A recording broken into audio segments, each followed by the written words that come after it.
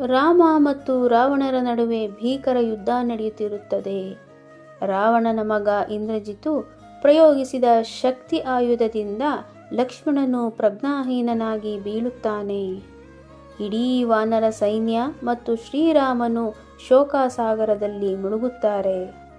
ಲಕ್ಷ್ಮಣನನ್ನು ಉಳಿಸಲು ಸೂರ್ಯೋದಯದ ಒಳಗಾಗಿ ಸಂಜೀವಿನಿ ಮೂಲಿಕೆ ಬೇಕೇ ಬೇಕು ಎಂಬ ಪರಿಸ್ಥಿತಿ ನಿರ್ಮಾಣವಾಗುತ್ತದೆ. ಜಾಂಬವಂತನ ಸಲಹೆಯಂತೆ ಹನುಮಂತನು ಹಿಮಾಲಯದ ದ್ರೋಣಗಿರಿ ಪರ್ವತಕ್ಕೆ ಹಾರುತ್ತಾನೆ. ಆದರೆ ಅಲ್ಲಿ ಸಾವಿರಾರು ಗಿಡಮೂಲಿಕೆಗಳಿರುತ್ತವೆ. ಹನುಮಂತನಿಗೆ ಸಂಜೀವಿನಿ ಗಿಡ ಯಾವುದು ಎಂದು ಗುರುತಿಸಲು ಸಾಧ್ಯವಾಗುವುದಿಲ್ಲ. ಸಮಯವೋ ಮಿಂಚಿ ಹೋಗುತ್ತಿದೆ. ಸೂರ್ಯೋದಯವಾದರೆ ಲಕ್ಷ್ಮಣನ ಪ್ರಾಣಕ್ಕೆ ಸಂಚಕಾರ ಬರುತ್ತದೆ. ಗಿಡ ಸಿಗದಿದ್ದರೇನಂತೆ, ನಾನು ರಾಮನ ಕಾರ್ಯಕ್ಕೆ ಅಡ್ಡಿಯಾಗಬಾರದು ಎಂದು ನಿರ್ಧರಿಸಿದ ಹನುಮಂತನು ಇಡೀ ಪರ್ವತವನ್ನೇ ತನ್ನ ಅಂಗೈಯಲ್ಲಿ ಎತ್ತಿಕೊಳ್ಳುತ್ತಾನೆ.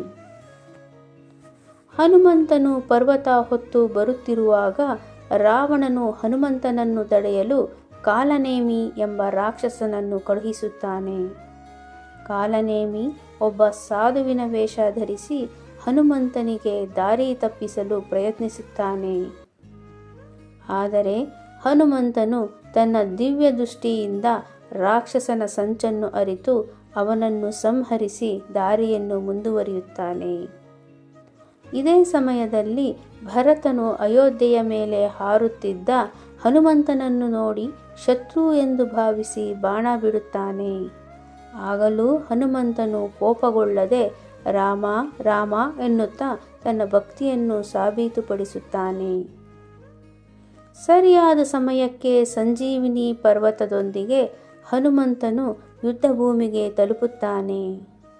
ವೈದ್ಯ ಸುಷೇಣನು ಮೂಲಿಕೆಯ ವಾಸನೆಯನ್ನು ಲಕ್ಷ್ಮಣನಿಗೆ ಆಘ್ರಾಣಿಸಲು ನೀಡಿದಾಗ ಲಕ್ಷ್ಮಣನು ಚೈತನ್ಯ ಪಡೆದು ಎದ್ದು ಕುಳಿತುಕೊಳ್ಳುತ್ತಾನೆ.